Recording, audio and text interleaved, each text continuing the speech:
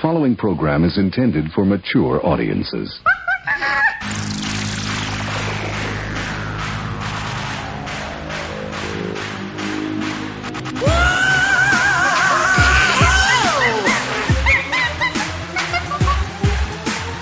You're listening to Basically a Sports Show. Follow us on Twitter at Basically Sports. Subscribe to our podcast on iTunes. And download every episode and more at basicallyasportshow.com. Now here's your hosts, Zach, Greg, Mike. And you're listening to Basically a Sports Show. Andy's always great to talk wrestling with. We had Bayou Jim on. He knew his stuff. Great time talking to both of them. So what's the story with WrestleMania? I know that Zach's not going to talk about this, but just give me like a minute and a half so I can get caught up here, Zach. So where are we at with the what's the big match this year, Mike? There's two big matches, basically. Shane McMahon has returned after years of exile. Shane McMahon being the eldest child of Vince McMahon, but he's sort of been pushed to the side in favor of Stephanie and her husband, Hunter Hearst Helmsley, known as Triple H. And so in one of the main events, Vince McMahon's hired gun, The Undertaker, will take on Shane McMahon in a Hell in a Cell match. Ooh. If Shane McMahon wins, he gets control of WWE. If The Undertaker wins, Vince retains control. Well, you know Taker's going to win. Vince can't fight his own battles. No, he can't. He got to get The Undertaker. Damn right. The Undertaker's the man. And then in the other match, Triple H's son-in-law, WWE Heavyweight Champion of the World, Triple H, takes on Roman Reigns for the WWE Championship. Roman Reigns is the guy the company desperately wants to be the new superstar, even though everybody loathes him. Yep. And so a big part of the wrestling podcast, we were basically speculating, how are they going to get out of the fact that, logically Roman Reigns has to win, but do they want their big star to win the title at WrestleMania and have like a football arena? Like it's in the Jerry Dome in Dallas. Ooh. So a football stadium's worth of fans raining booze down on that's not a good image. So there's a lot of speculation that they're going to turn him heel in the middle of the match, just sort of try to mitigate that. That's all the speculation going into WrestleMania. I know we talked about it the one week that Zach wasn't here, and you and Andy and I talked about it, that there was a lot of injuries and stuff, which made this year's WrestleMania ticket a little bit tricky. Yeah. Is this a result of that? Is that what we're seeing here now? Okay. Yeah. Basically, the Undertaker Shane McMahon match, it was originally going to be Undertaker versus John Cena, and then when John Cena got hurt, they had to bring in Shane McMahon and concoct this whole storyline, and so that's what I wouldn't give to see my boy Taker just whip the shit out of John Cena. That would be great. Well, the rumor is now that's going to get pushed till next year, so Taker's he's been long in the tooth for a while now. It might be time to, dare I say it, and as much as I love the guy, it might be time to maybe, send him back.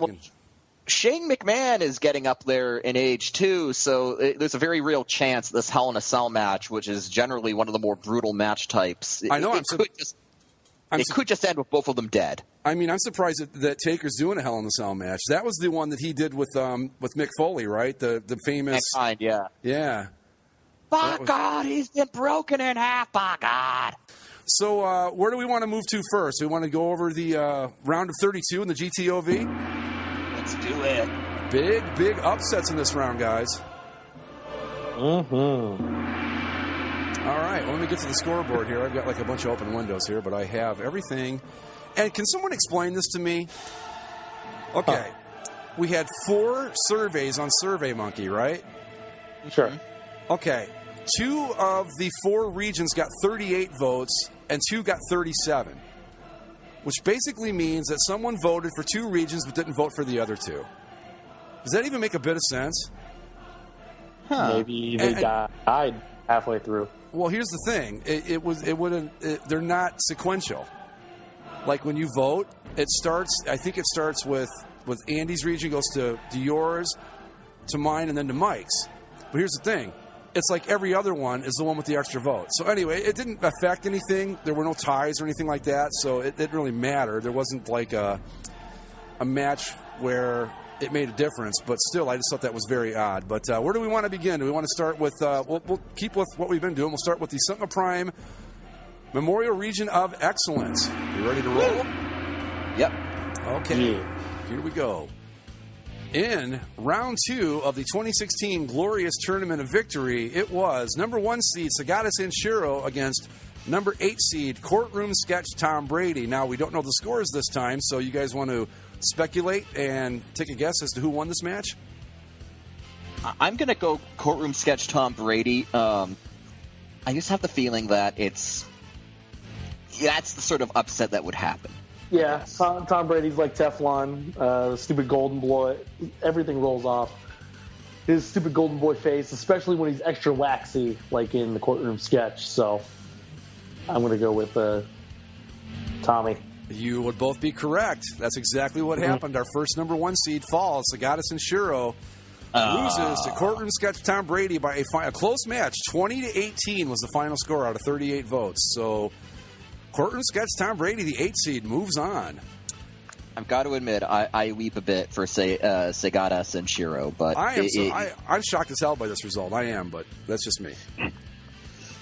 I really thought with all the love Sagata Sanshiro was getting on the boards, I thought he was going to have a run here, but I guess not. But if it's any consolation, Mike, his T-shirt is like number 5 seller in the GTOV merchandise sales right now. So I don't know if you guys saw, but I posted. I get the data from the various arenas where the tournament's taking place, and of course the Chimp Conference were the top 3 sellers. Chimp Apocalypse being the number 1 selling T-shirt, but.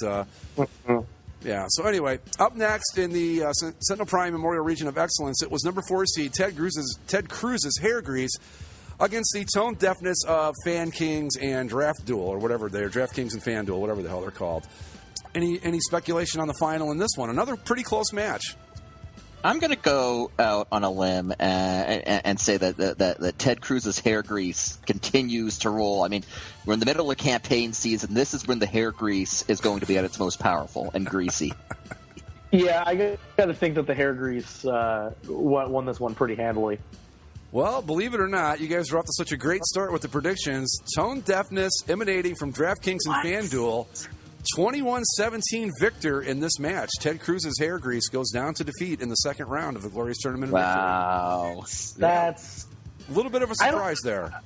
Like, I'm surprised it even had enough that sentiment had enough life to even win the first round, but let alone into the second round. Is this like the fans' troll pick? Is this their John Scott that they're going to push through all the way to the final? I don't honestly, get it. This round, as unpredictable as the last round was, this one's even more surprising with the final results. There are some that I'm just floored by, like the next one, for example. Number 3 seed, the AFL logos in the Oakland Raiders end zones versus number 11 seed, Anti-Trump Bald Eagle. Again, I kind of gave it away by saying I was surprised by the result. The Trump Bald Eagle cruises to an easy win in this one, 23-15. How? I don't get it. I mean, I'm not surprised by it. I thought that the Bald Eagle had some good life, but yeah. I mean, considering the boards that we talk about, the Chris Creamer Sports Logo community, for those that don't know, it's a fun place. You talk uniforms and logos. You think logos would have a good shot, but yeah. So especially ones with the aura around them, like the AFL end zone logos have. Yeah. Especially, and it's the Oakland Raiders, who are sort of a fan favorite at the moment. Maybe I'm not so surprised by the Trump Bald Eagle winning. I am surprised by the margin, though. It was never really close. He won by 8, no problem. Cruises to a victory. Up next, number 2 seed, the George Lucas's bitterness over the Force Awakens success, taking on number 10 seed, Dutch Mom's creepy life-size puppet of her son. Predictions? I got to give it to the puppet. Yeah, I mean, George has always been fond of puppets, and I gotta think the puppet takes the lead here.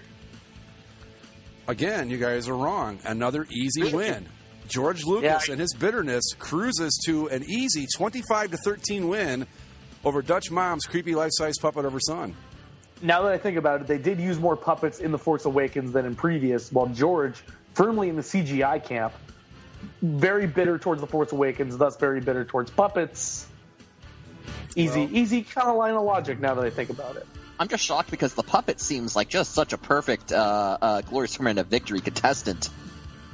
I think Zach might have a point here. I think there might be a little bit of the John Scott syndrome going on with a few of these picks, but the George Lucas thing, I mean, I kind of expected it to win, but I thought that the creepy life-size puppet would do better, but just a blowout, loses by 12. So in the next round, in the Sentinel Prime Memorial Region of Excellence, it will be number 8 seed Courtroom Sketch of Tom Brady taking on number 12 seed the Tone Deafness emanating from DraftKings and FanDuel. And in the other matchup, number 2 seed George Lucas's bitterness over the success of The Force Awakens takes on number 11 seed the anti-Trump Bald Eagle. Interesting. Moving on to the next region, which would be the GD Batman Memorial region. Another one that got 38 votes as opposed to 37. I'll never understand that, but that's something I'm just going to have to live with, I guess. They did it specifically to piss you off, Greg. They did it to just baffle me, I suppose. Number 1 seed New Orleans King Cake Baby taking on number 9 seed The Wrath of a Woman Scorned. The way that the votes have been going, I gotta give it to Wrath of a Woman Scorned because King Cake Baby is the favorite, but this has just not been a kind tournament to favorites. Again, King Cake Baby seems like a perfect GTOV candidate, but based on the results of the first region, I'm going to have to go with the Woman Scorned as well. Just, I don't know. And this just gives you the perfect example of how nutty this tournament has been so far. King Cake Baby, no problem with the win, 22-16. Good. Since The Wrath of a Woman Scorned, yeah. It's like the minute you think you've got a grip on this thing, it turns around and you don't have any idea what's going on. Number 4 seed, Oakland Raiders Stabbing Knife, taking on number 12 seed, Your Mom's Facebook page. I gotta go with the Stabbing Knife. Like the Oakland Raider. I thought the Oakland Raiders AFL end zone logos had, the Oakland Raider magic behind it. But I've got to think whatever voodoo, or whatever good vibes that it had, the Stabbing Knife's got to have it double. So I'm gonna go with the Stabbing Knife here. Yeah, I mean, there's as we've seen, there's plenty of room for weird upsets. But the Stabbing Knife seems to be a clear favorite amongst many on the boards. I got to go with Stabbing Knife. Stabbing Knife cruises to an easy 25-13 win over Mom's Facebook page. Mom will have to go back to putting up recipes and weird memes. The Oakland Raiders Stabbing Knife moves on. My favorite in the entire tournament, number 3 seed Stripes, taking on number 6 seed a melting set of jumper cables. And let me preface this one by saying that early on, the jumper cables had a big lead in this. Could Stripes close the gap? That's the question I pose to you guys. I got to think Stripes pulls away with this one easily as well. It's Stripes. Stripes can't be denied. Everything is better with Stripes. Okay, this is how this one played out. I checked the results literally 5 minutes after I posted the links on the boards. We had 10 votes. And all 10 were for melting set of jumper cables attached to the wrong ends of a battery. Those are the only 10 votes it got. Stripes went 28-10 the rest of the way. Okay, good. Put up 28 unanswered points to take the easy win and move on. And finally, in the final matchup here in the goddamn Batman Memorial region, number 2 seed BB-8's Thumbs Up Lighter taking on number 10 seed, a dark horse favorite by a few people, a distasteful joke made too soon. I'm going with the BB-8 Thumbs Up Lighter. The BB-8 Thumbs Up Lighter is like the opposite of George Lucas's bitterness. And I've got to think that there's some sort of dual polarity deal going on. They're kind of feeding off of each other's hate. And I'm going to say that BB-8's Thumbs Up Lighter won. Yeah, BB-8 Thumbs Up Lighter. Too cool. No problem. Taking care of the distasteful joke made too soon. BB-8 cruises 25-13 to wrap up the second round in the goddamn Batman Memorial region. In the next round, in the round of 16, it will be number 1 seed King Cake Baby taking on number 4 seed Raiders Stabbing Knife. That's going to be a matchup right there. That is going to be a knockdown drag out. And in the other matchup, number 2 seed BB-8 Thumbs Up Lighter taking on number 3 seed Stripes. Look at the matchups here in the goddamn Batman Memorial region to go on into the next round. It's a juggernaut region. You've got your 1, 2, 3, and 4 seeds playing. Has this ever happened in the GTOV where all the 4 top seeds went to this next round like this? I can't think of one off the top of my head. Yeah. As Zach likes to say, it was all chalk in his region this time around. Okay, moving on to what it means to be a Cleveland Brown region. Cleveland Brown fans, by the way, who voted Johnny Manziel over Jim Brown in a similar greatest Browns player of all time tournament. So yeah, we never got to talk about that. Let's talk. Let's revisit that when we're done with the GTOV coverage. All right. Well, I mean, you know who's going to beat them all out now, though, is RG3. So no need to worry. Okay. He's going to be the best Cleveland quarterback of all time just by putting on the uniform. Well, you know what? When we get to talk about it, I don't think it's the worst move for the Browns, but we'll get to that in a minute. In the what it means to be a Cleveland Brown region, number 1 seed, Navy SEALs trained squad of Pelicans on Giant Mutant Donkeys taking on number 8 seed, Internet Rage. I got to go for the Internet Rage. Look, it's election season, Internet Rage, always potent, but now it's just like Incredible Hulk levels of rage. This is every 4 years, that's when Internet Rage really comes alive. And look, I'm sorry, I see very few competitors who can stand in its way given the current situation. You know, you're right. If there was a season for Internet Rage to make this tournament, being in a presidential election year, it's the perfect time. It's a confluence of events that may take this thing all the way. Zach, what are your thoughts on it? Rage with the easy win. 21-16, the Navy SEALs trained squadron of Pelicans riding Giant Mutant Donkeys goes down to defeat, and thank goodness, because I'm tired of trying to say it. So there. Yeah, it's too weird. It's long. It's cumbersome, and I don't know why you put that as your top seed. Like, it's such a mess, Craig. But hey, you know what? First off, it made it through one round, so that's pretty good. And secondly, did you see the picture I put up of it? It was cool as hell. And the closest match in the second round of the glorious tournament of victory and what it means to be a Cleveland Brown region, number 4 seed, the Potty Putter, taking on perennial fan favorite from the Chimp Conference, number 12 seed, Downhill Skier Chimp. Can the Chimp Conference get past this round? He's had trouble in the first round. Can he make it through to the next round? What do you guys think? I'm going to believe in the Downhill Skier Chimp this one time. He makes it through. Downhill Skier Chimp, man. Somebody's got to break through for that Chimp Conference. Somebody does. And maybe he's building up that momentum by going downhill to win this thing. So I got to... he's intrigued by the Potty Putter. Nah, Downhill Skier Chimp. Downhill Skier Chimp. I will just add this. This was a 3-point match. He's been struggling with each match, but guess what? Downhill Skier Chimp moves on with a 20-17 win to move on into the Sweet 16 in the glorious tournament of victory. He's, you know what? He's not winning big, but he's gritty and he's tough, and he's hanging in there and winning the matches, and that's what matters. Up next, number 11 seed, Field Canadian Instantly Breath Spray, taking on the number 14 seed, the ghost of soccer ref Cesar Flores. Another close match. I got to go Cesar Flores. I mean, I don't see how Cesar Flores can be denied. I think maybe all of our flim-flam fun facts from last week might be giving a boost to the Field Canadian Instantly Breath Spray. Because who wouldn't want to be able to spray that once or twice and just tell the world that they're from Flin-Flon, Manitoba? That's what I'm saying. You have one spray of Field Canadian Instantly Breath Spray, and you've got a Flin-Flonny day going from that point forward, but it wasn't enough. The ghost of soccer ref Cesar Flores wins 20-17 to take the match. Another close one. Yeah. And finally, Bruce like Flin-Flon will come back for revenge next year. From the I don't even know what we're going to call the stuff from Canada conference here, but we got to come up with a good name for it. And finally, number 2 seed Chimp Mariachi Band taking on number 7 seed Peyton Manning's Forehead.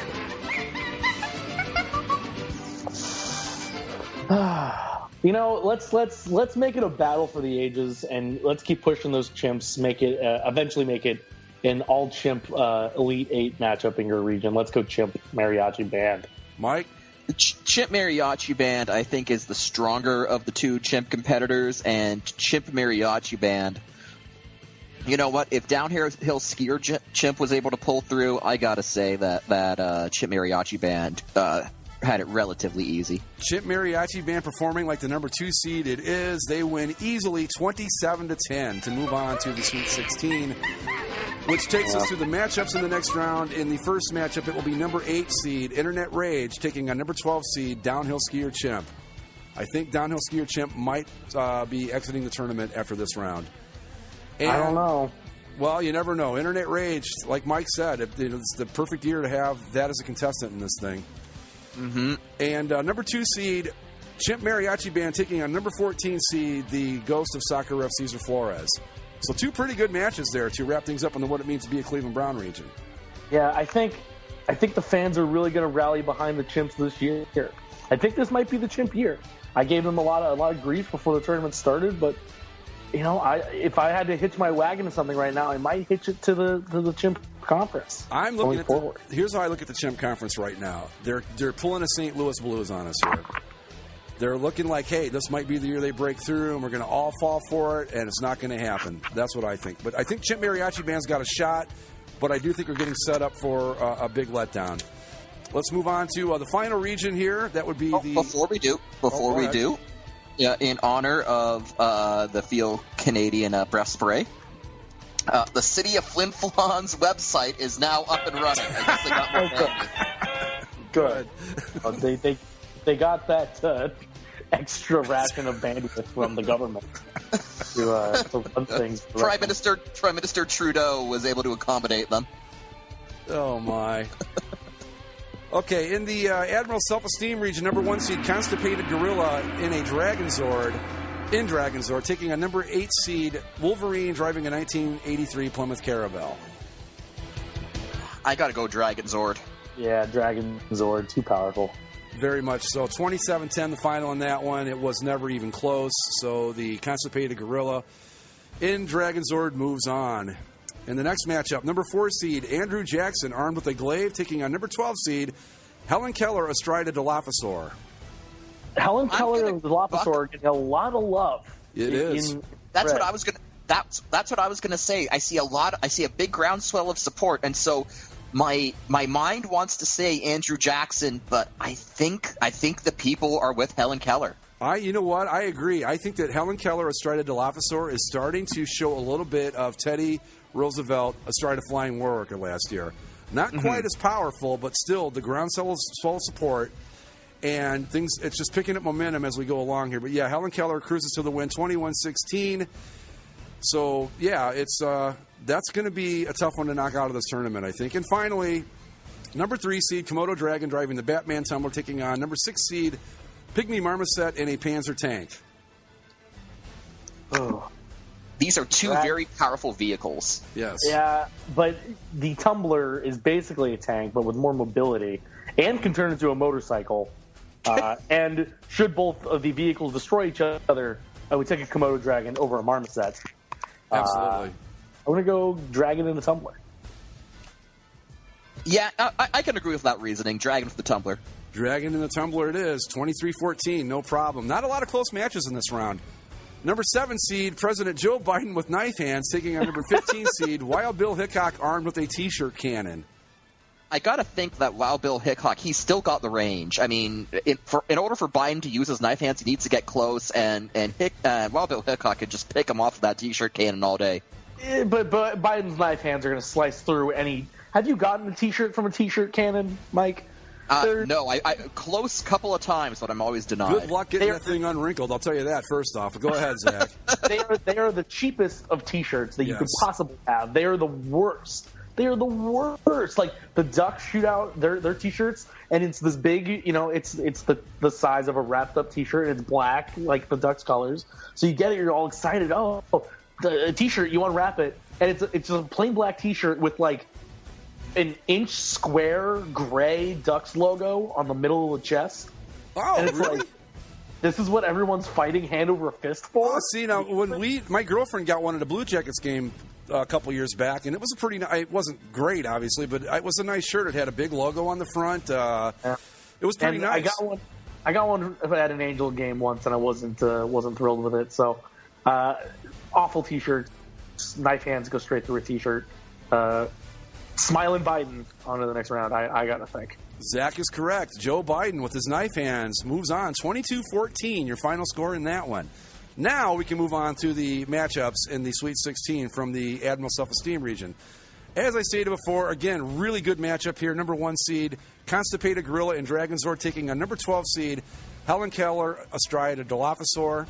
I'm going to say right now, if Helen Keller can get past the Dragonzord, I think it's her tournament to lose. Yep, I agree. I was going to say the exact same thing. She wins this, she takes the whole thing. And number 3 seed, Komodo Dragon driving the Batman Tumbler against number 7 seed. This is another good matchup, but I think Biden and his knife hands cruises.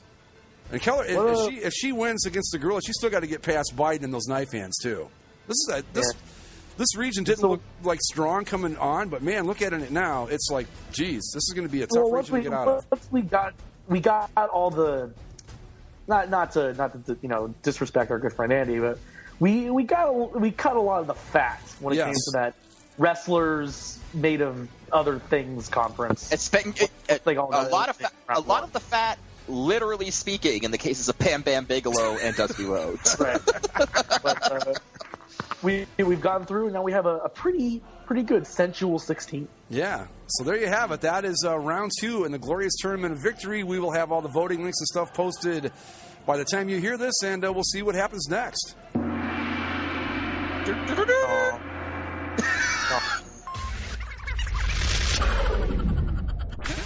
I don't know who ended up winning the thing. I didn't pay any attention to it to begin with, but what we're going to talk about next is Johnny Manziel beating out Jim Brown in a Glorious Tournament of Victory style bracket thing. I guess did the Browns do this, or was it a Cleveland newspaper or what? I don't know who set it up, but Browns fans, being the geniuses that they are, decided that Johnny Manziel was a better all-time Cleveland Brown than, one of the greatest running backs of all time in Jim Brown. I don't even know what to say at this point about those people.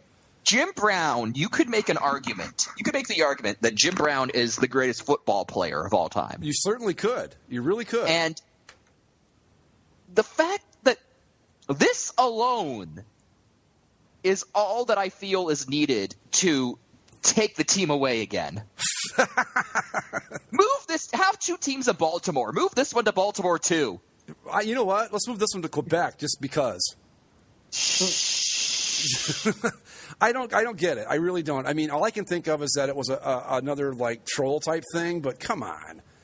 But part of me thinks, no. You know what? I think that those. I don't know how you could possibly think that. All I can figure is that the majority of the voters either were doing it as a joke or are too young to know who Jim Brown is. But in either case, how can you think Johnny Manziel is better than anybody? Is what I'm saying.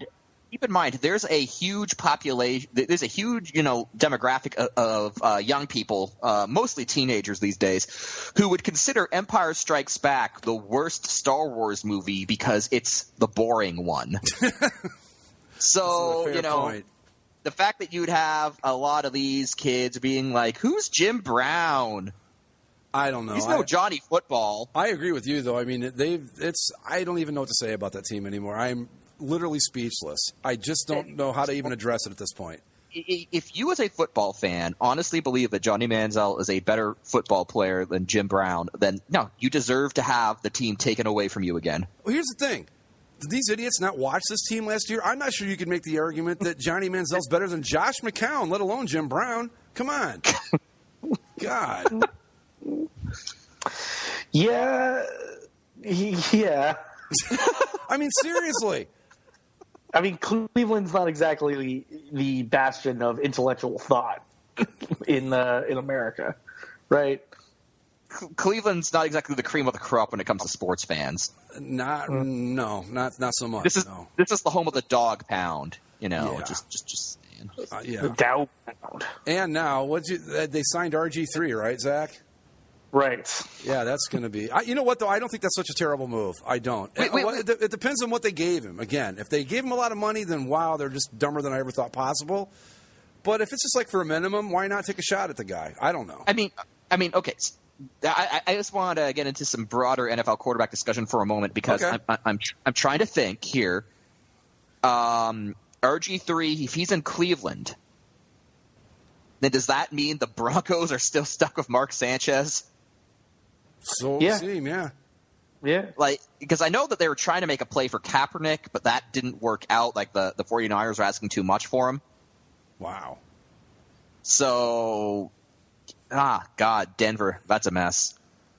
Like, defending Super Bowl champions have as their best quarterback option Mark Sanchez. That's not a.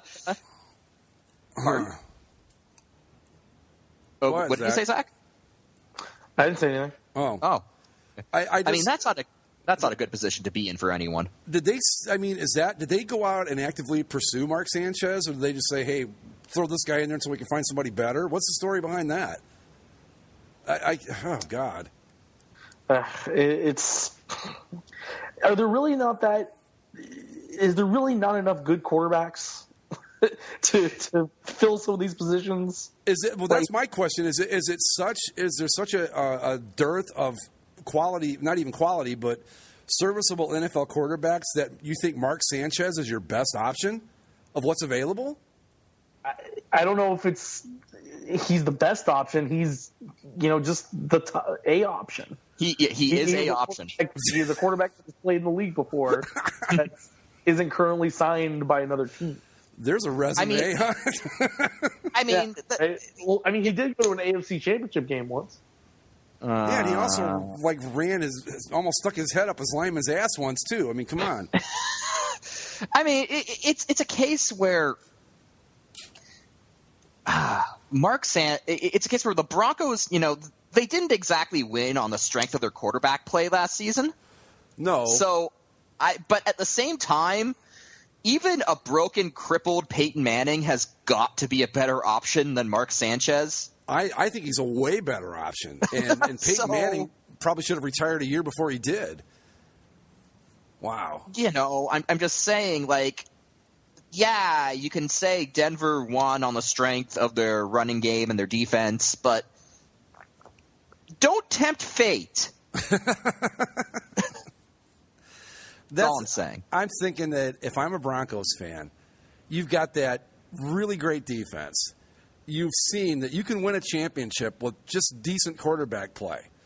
And you come off a Super Bowl win, and you look and you go, wow, Mark Sanchez.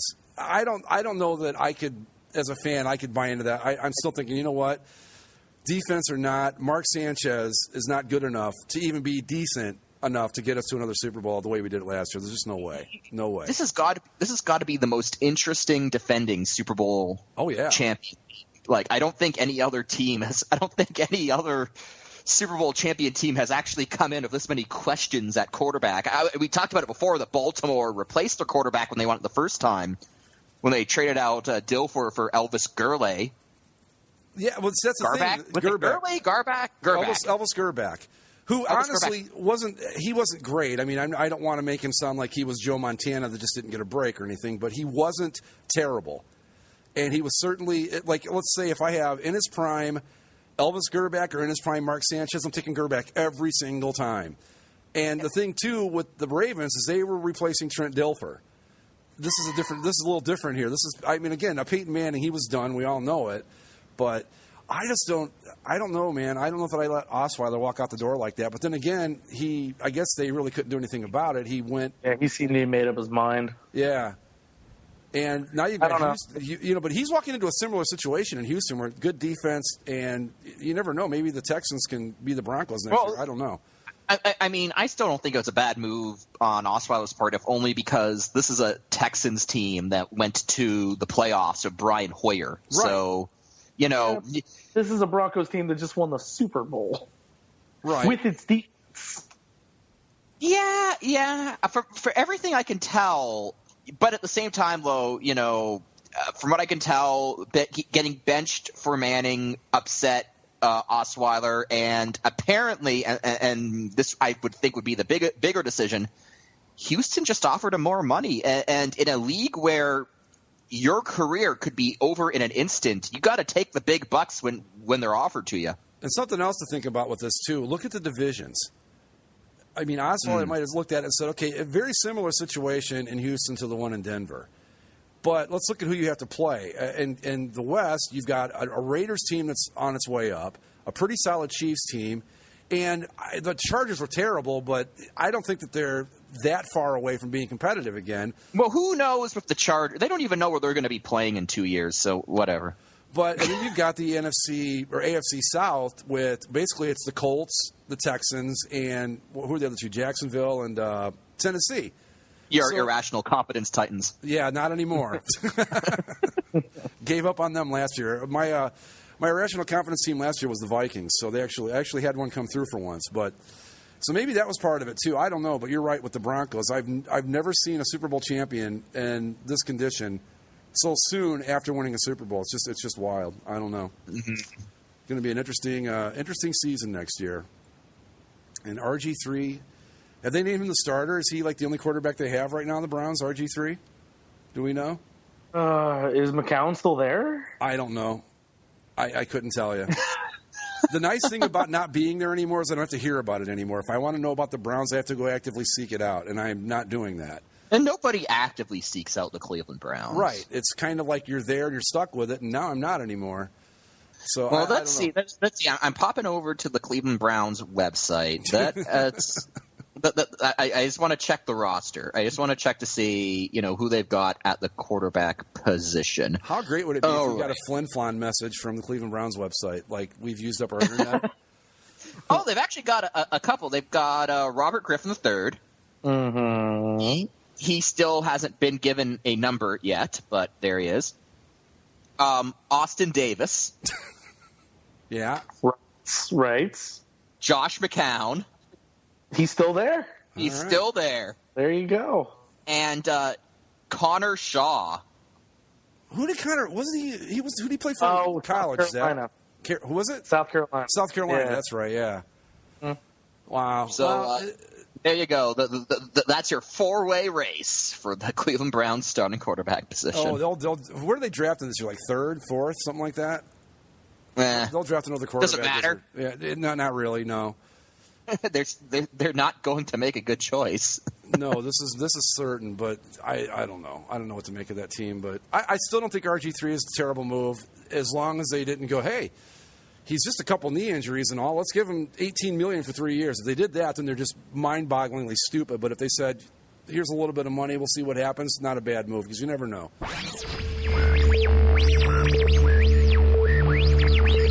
I believe Ottawa is still mathematically alive in the slim. Oh, not anymore? No.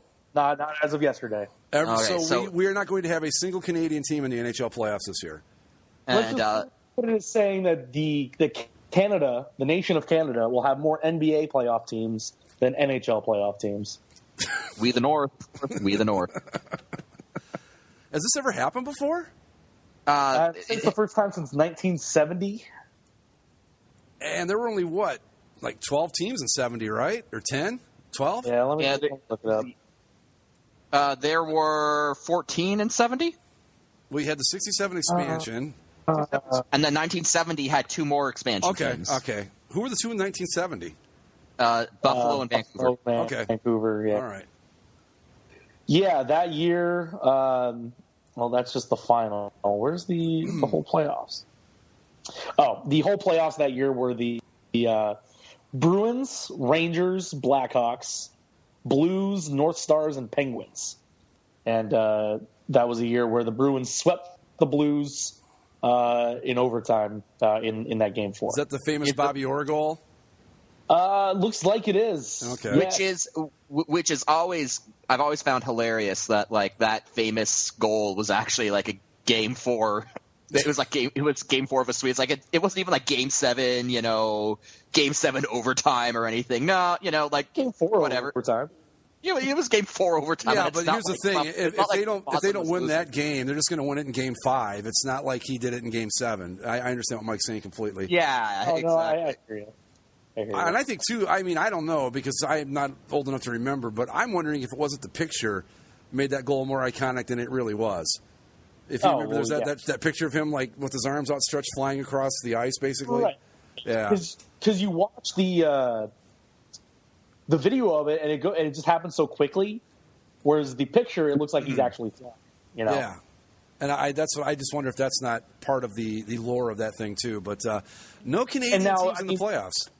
Oh, yeah, that 1970 season also. So while no Canadian teams made the playoffs that year, the Montreal Canadiens won in 1969 and won in 1971.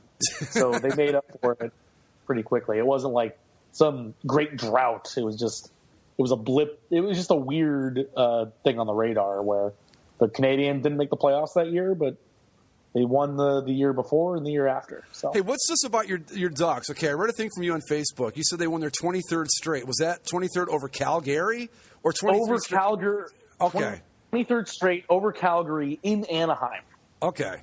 So they've won 23 consecutive home games against Calgary since 2004, January 19, 2004, which tied an NHL record where the Flyers beat the Penguins 23 consecutive times in Philadelphia from 1980 to 1987. Because the way you wrote it on Facebook, it read like the Ducks had won 23 straight games, and I thought, okay, I'm not following hockey that closely, but I would have heard about that. Yeah, I know I didn't write that as clearly as I want to because there's a lot of little pieces that you have to write into it. It's 23 in a row against Calgary in Anaheim. It's very kind of specific. Still, though, your boys are in first place, which they moved back into first place by a point over the Kings. They play them on Thursday in LA, which is going to be a huge game for the division. And I think everything's pretty much together when it comes to the West. Colorado fell off. So it looks like Minnesota is going to be the second wild card there in the West. And East, there's a little fight for the last spot. If NHL's dumb awful website would load up for me, here we go. In the West, things are pretty much settled. Dallas and St. Louis are tied for first in the Central. LA and Anaheim are fighting for first in the Pacific. And then you have Nashville, Minnesota as the two wild cards. Minnesota is 5 points up on Colorado with 5 games remaining for them. But then over in the East, Washington finally clinched the President's Trophy last week, at some point last week. Well, we know they're not going to win the Cup now. The Penguins made a good run, and they blew up the potential Rangers-Islanders first-round series. So now they've vaulted all the way into second place in the Metro. To probably play the Rangers again, because that's what we needed to see. And as of right now, were the playoffs to start today, the Detroit Red Wings would miss the playoffs. What are they? Let me see here. How many points back are they? They are 2 points behind Philadelphia. Philly has a game in hand. Okay, that's good. Philly has 6 to play. Detroit has 5 to play. But Detroit is also 1 point behind Boston for third place in the Atlantic. With 5 games to play for each of them, and they're tied with everything else. So there's still a very good chance Detroit could make the playoffs again. There's still a chance Detroit can make the playoffs because Detroit plays Philly and Boston this week on back-to-backs, Wednesday, Thursday. They play, I think, at home against Philly and then in Boston the next night. So it's going to be a tight race, at least for that last spot in the East. And potentially knocking the Red Wings off their 25-year perch, which would be nice. I will believe it when I see it. I know. I know. Red Wings have a minus 14 goal differential, though. Too. I saw that. Yeah, I'm looking at that now, yeah. It's not that that's Wings season. Yeah. Mike and I, we've got a battle, too, I think, for like the worst record in the league between my Blue Jackets and his Maple Leafs. Woo! At least in the East, anyway. Let's see. Last in the East, yeah. Columbus is at 68. Toronto's at 67. But Vancouver Edmonton. Vancouver, Edmonton also at 67. Winnipeg also at 69. So kind of a tight race for the bottom of the league, too. who's going to get the best odds to win the lottery to get Austin Matthews? I'm on that sweet, sweet Austin Matthews pick. Come on. You'll get it. Edmonton will get it again. It'll screw everything over, and we'll send another promising young stud center to Winnipeg, off to the Canadian tundras. So No. He'll go to Edmonton, and then Edmonton can actually can actually put a center in all 4 of their lines out of promising number 1 draft picks. that team is something, isn't it? Again, I told this story back when it happened. It bears repeating. when I first heard that Edmonton had gotten Connor McDavid, had gotten that draft pick, all I could do was laugh. Because that's the only reaction. Well, and here's the thing, too. Edmonton is at 67 points, but they've played 79 games. They only have 3 games left. So they have 3 games in hand on Vancouver. They have 3 games in hand on Toronto. So those are 3 games that both those teams could end up winning and leave Edmonton behind in last place. Oh, my God. Edmonton has the inside track on being the worst team in the league again for like the 3rd year in a row. This is what I don't understand, okay? How does it not work? There's so much raw talent there. I was just going to say... They have to play some games on accident, right? I was just going to say, now, McDavid was hurt for a portion of the season, so I get that. But how in the world can they keep drafting all these players and not get any better? I don't know. Well, they have to keep – the problem is whenever they're at the top, the best player to pick in their position is always a stud forward. And they haven't drafted any defensemen of note.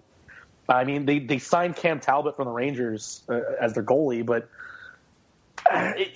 Cam Talbot's fine, but he's not going to like steal any games for you back there, especially with what he has in front of him. And the Edmonton defense is hot garbage, just flaming hot garbage. If they get the first number 1 draft pick, I know Austin Matthews is a really good talent, but they have honestly, to trade him. They have to. And right? not even trade, just pass. Draft a promising young defenseman. Let someone for your own health. That you've got enough good forwards. You don't need him. No, I think if they win the lottery, they're going to make some trades again. I mean, one way or the other, they're going to be at the draft. They're going to have all this talent. And a guy like Peter Chiarelli, you've seen what he could do with what he did in Boston. Mm-hmm. To have honestly, being the GM of Edmonton with all the things you have to work with should be a dream. You have a stockpile of young talent. You're going to be in position for another top pick. You can do whatever you want.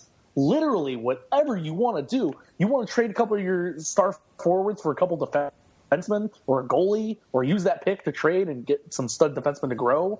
You have all this room to grow and build. So it sucks that they're going to again, I don't understand how they can be this bad for this long with this much talent. But I think it's one of those things where they're going to get 1 or 2 pieces, and all of a sudden everything's going to click. Yeah. And they're just going to dominate the league for 10 years. Right, you're going to see a return of the '80s Oilers here. Yeah, it's just. Yeah, if they get the number 1, they drafted Patrick Kane and Jonathan Toews.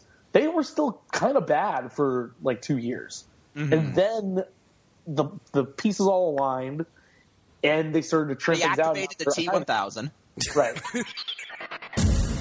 Ladies and gentlemen, Zach's tabs plural this week. Zach's tabs. Yeah. Let's start. Where to go?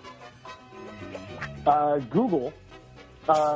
They're a great place to work, but it's a very competitive place to try and get into. You can imagine.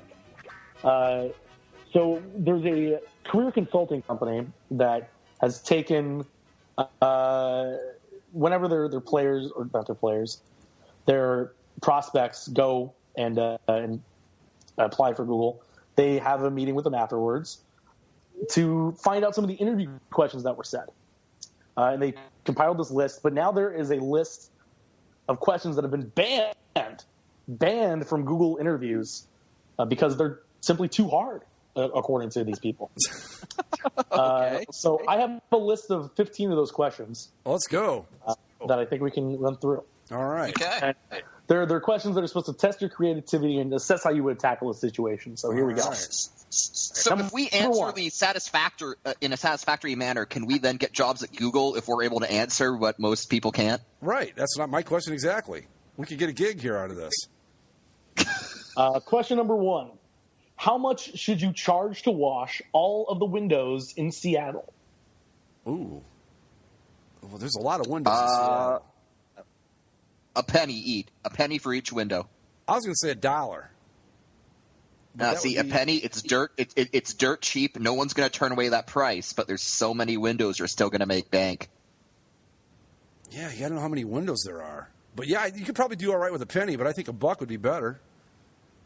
That's my answer, Yeah. $1. Mike's going to go with the penny. I'm going with $1. Okay. For all the windows in Seattle? $1? No, $1 a piece per window. Oh, $1 per window. Mike's going a penny per window. Yeah, I'm saying $1. Yeah. How many windows are there in Seattle? I wonder if we can find that out. Well, and you got to think that you got to wash them a lot because it's always raining. Mm-hmm. Well, then again, if it's always raining, do you need to wash them all the time? Oh, Number no, two. of course you do. Okay. Number 2, why are manhole covers round? I know the answer to this, actually. It's so they won't fall, so that you can't open it. And a manhole cover cannot fall into the hole because of it's round. It won't fit. Like if it was square, you could find a way to slide it down into the hole. It's round. That's why they're round. It has all to do with making sure that the cover doesn't fall through the hole. So there's the answer to that. Where's my check, Google? Mike, any other thoughts? I did not know that fact, but if that's the reason, that's the reason. You got to go to mentalfloss.com. You learn all sorts of cool stuff. Okay. Okay.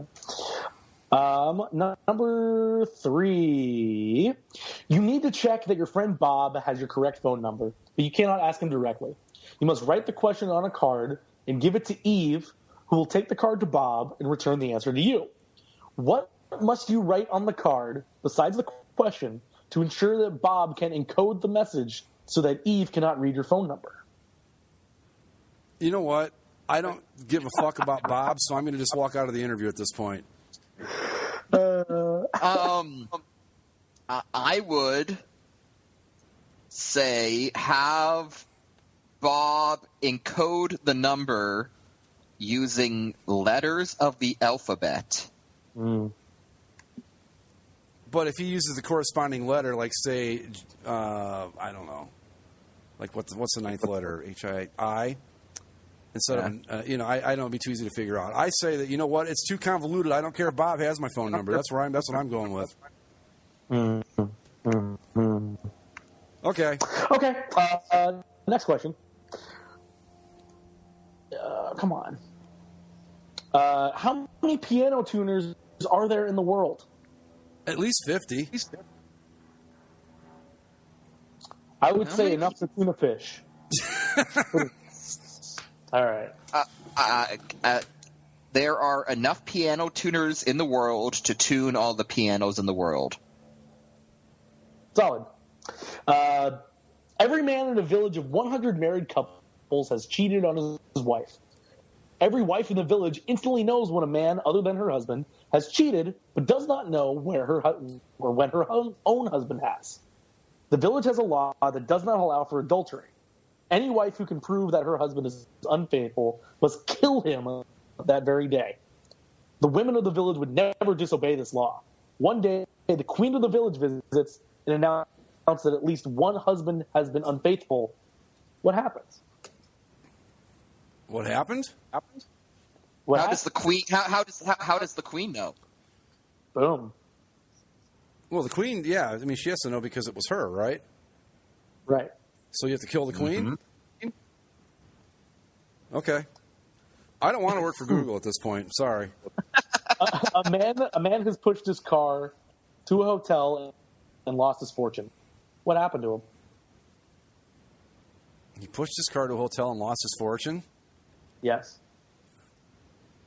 I don't know. What's the answer? I have no idea. The stock market crashed. He lost all of his money, and to top off his really bad day, he got a flat tire. I ran out of gas. I was going to say he got a flat tire. Yeah. How many times a day does a clock's hands overlap? Oh, wow. A bunch. 24. Once each hour. Yeah. They got rid of that question because they said it's too hard? Yeah. Well, no, Okay. because that's not true, though. Because, like, say it's 5:25. Right. Be twice an hour. No shit. No, it's not. I don't know. no. It's That is wow. fun. Okay. All right. How many vacuums are made per year in the United States of America? Oh, at least 100. Enough to keep all the major big box stores stocked with vacuum cleaners. See, Mike tries to answer these things. I just go with the Rain Man approach. Explain the significance of dead beef. Dead beef? Dead beef. Well, if beef wasn't dead, then it would be a cow. Then it would be a cow. Yes, you can't eat dead. You can't eat alive beef, but you can eat dead beef. Well, you could eat live beef, but I don't think the cow would appreciate it much, and you might have a tough time. You try chewing on that cow's leg, it's going to kick the shit out of you, but you could do it. I just don't know if it's worth the risk. All right. Let's see. That one's silly. Okay. You were shrunk to the height of a nickel, and your mass is proportionally reduced so as to maintain your original density. You were then thrown into an empty glass blender. The blades will start moving in 60 seconds. What do you do? I'm jumping the fuck out of there if it's me. But you got to get out of the blender. Yeah, but I mean, okay, if my density stays the same and I'm the size of a nickel, let me think. Would I have like Ant-Man type powers at that point? I believe that's how that would work. Yeah. Well, then I'm jumping right the hell out of there. Yeah. I'm trying to. And I'm signing my Marvel movie deal. I'm going to try to, jump off of the wall of the blender, I guess. How many golf balls can fit in a school bus? Oh, at least 75. Enough golf balls to fill a school bus. That's how many. Mike, I think we best keep our regular jobs at this point. Explain the database in 3 sentences to your 8-year-old nephew. Explain what? A database. A database is a collection of knowledge and facts in one location. I just did it in one sentence. Boom. Boom. There you go. Mike's back in the running. You have to get from point A to point B. You don't know if you can get there. What do you do? I call the people at point B and tell them not to bank on me getting there, that I might be there, but, don't rely on it. Sounds good to me.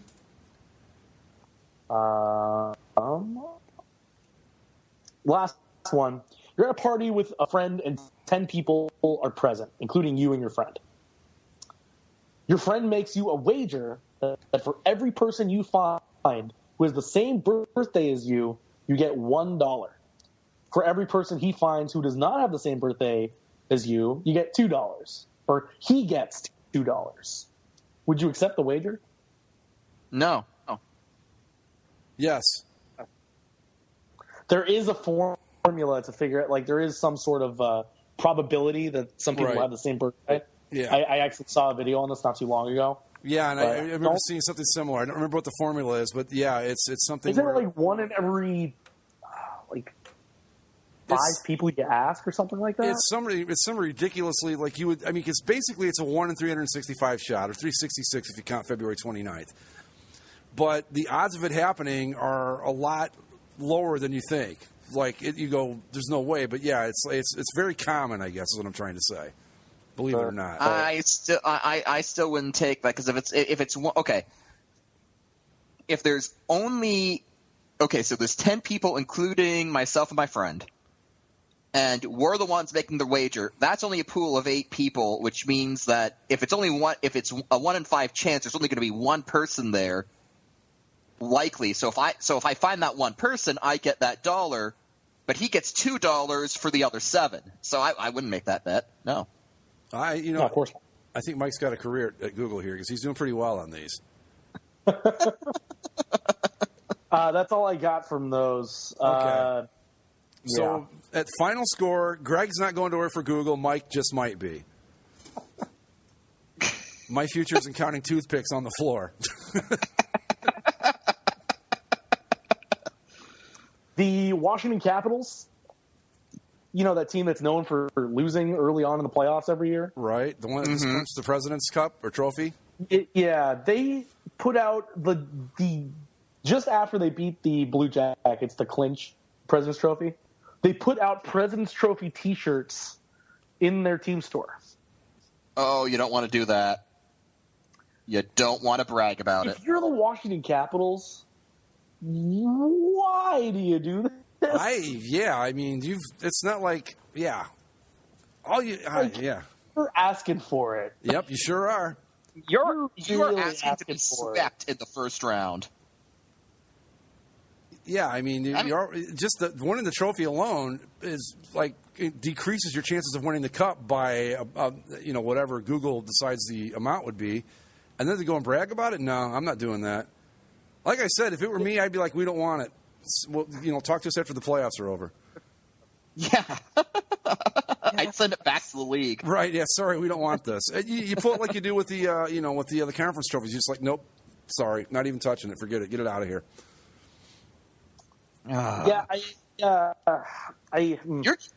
You're just asking for a bunch of your fans to buy those T-shirts, and then lose in 5 games in round 1. Yep. Now, when it comes to T-shirts like that, the division champion or the conference champion type shirts like that, do you buy those?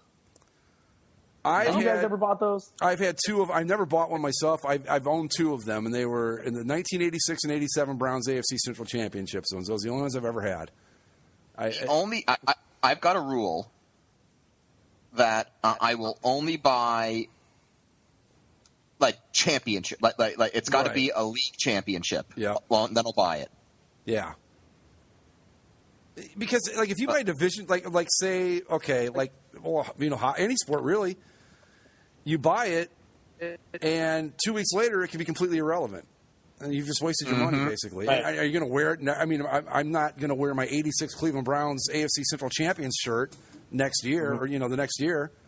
So, I know when the Ducks won the Stanley Cup on their way to the Cup, I bought a Pacific Division champion shirt only because it was the first Pacific Division championship the Ducks had won. Right.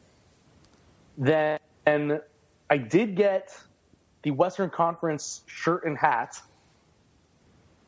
I think because I was just super confident in the way the team was playing, and I thought that they were going to curb stomp Ottawa. And then, of course, you get the Stanley Cup shirt and hat because, I think conference championships are okay. See, the thing about a conference championship, and I would disagree, because one of 2 things is going to happen. Your team's either going to win it all, in which case you don't need the conference championship shirt or hat, because why wear that when you can wear the Stanley Cup championship? No, I've never worn any of the. I think I wore the Stanley Cup shirt twice. The year the Ducks won, the design wasn't very good. But when it comes to any of these things, the designs aren't really great. I mean, this Capitals shirt isn't that great either. It just has the President's Trophy on it. It says President's Trophy and has the Capitals logo. It's not that cool. But then what happens? If your team wins a conference championship, you buy the shirt, and then they end up losing in the finals. Then you can't wear that shirt because it's just a giant reminder of how your team got there and lost. Tell me about it. No, you don't want those. Yeah, so I'll only buy one if one of my teams makes it all the way. Then I'll buy. If one of my teams wins a championship, I'll buy the championship hat and shirt. But you know what? I would wear my '86 or '87 or 1980 Central Division Championship T-shirts now because they would be kind of funny, or ironic or whatever. But not back. No, not like if they, if the Packers. I haven't bought any Packers championship gear. No, not even Super Bowl stuff, really. When the Ducks made the Cup final in 2003, I got that shirt because it was kind of cool, and I remember wearing it a lot, the week after they won, because I was so excited that they made it that far. That's the thing too, though. You get when your team gets on a roll like that, you get caught up in it. So, yeah, I don't know. Anyway. I think if this year, if the Ducks were to go, if they do win the division. I'm not going to buy a division anything because, this would be the 4th in a row for that. If they win the conference, I probably wouldn't buy a conference shirt again either because the only thing that matters is them winning a cup at this point in my fandom. So, yeah. And speaking of those Stanley Cup playoffs and aesthetics, we can all take a step back and just be thankful. The Sharks have announced they will wear their teal jerseys for the playoffs. Well, that's going to make a lot of difference. La-di-da. Good for them. It's going to make all the difference. Yeah, fuck that team. How are they doing? I know they're in. Let me see. How are they doing this year? Oh, look at them go! 92 points. Yeah, they got off to a great start, and then they fell off, but they've still managed to stay kind of right there in playoff contention all year. And I don't know, they're going to make the playoffs, but they're not going to be the favorite in any series they play. Well, let's make a prediction. What round do we see the annual San Jose Sharks farewell party take place this year? Round 1. You think round one right out of the gate, huh? Yeah, okay. They're going to play the Ducks or the Kings in round 1. And okay. That's it. If they have to play the Kings, man, geez, just imagine. I mean, how great would it be if they play the Kings, they get out to a 3-0 lead again? That the minute the second the clock hits 0 in that third game, it's in their heads right then and there. Series is over. You would hope if you were a Sharks fan that they would remember that and they would come out as hard as they possibly can. Not going to happen. Or they just, they're going to treat Game 4 like it's Game 7 and they have to win or else. But or they'll just do that. They'll come out as hard as they can to start that game, and then they'll get stoned. Like they won't score or anything. They'll just be 1-0, and then the Kings will score a goal in the second period, and then it'll all go to hell from there. Yep. Well, the best description of how that went down, Zach, was actually a post you made when the Kings went up by 2 goals in that Game 7. You just posted, "Oh no." It's actually happening. Because I don't think I even said that in Game 7. I think I probably said it in Game 5. Just See, that's the thing. When a comeback like that starts, you can kind of pick the point where you go, "Yeah, you know what? This is going to happen." We talked about it back when it was going on. I don't remember. I think we all agreed by Game 5. Yeah, you called it. I called it when the Kings won Game 4. I was like, "That's it. Yeah, Sharks are dead." I wasn't on board until Game 5, and I thought, yeah, when it got to be 3-2, I thought this is over. They're not going to win this series. But you called it right out of the gate, yeah. Well, I just called it. The only reason why I had any confidence in making that prediction was because if any team was going to blow that, it would have been the Sharks. I figured, why not? Well, anyway. And that started the most excruciating march to the Stanley Cup I've ever seen in my life. Yeah, that had to be kind of a tough... 3 7-game series for the Kings. Just, the worst. It was awful. Just awful. And it's and then you're like, damn it, San Jose, you had one job. Yeah, and the Kings started using it as a sarcastic rallying cry of a joke on Twitter. After anytime the Sharks would say anything, they would just send something to them with a hashtag. It was 3-0. To be fair, as obnoxious as the Kings are, I am on board with anything that rubs the Sharks' faces in their yearly failures. Yeah. To recap that series, the Sharks went up. They beat the Kings 6-3 and 7-2. Yeah, I mean that's the thing. It was the first they were blowing them out. It was not only was it 3-0, but they were just kicking their asses up and down the ice. Yeah. Then the Sharks went down to Staples Center and beat the Kings 4-3 in overtime. It was a shot that just redirected off Patrick Marleau's ass, if I remember correctly. Mm-hmm. Then Game 4, the Kings won 6-3. Then Game 5, they won 3-0. And it was the Sharks dominated the first 2 games, were able to win overtime, and then it was all Kings. They just buzzsawed them those last 4 games. Yeah.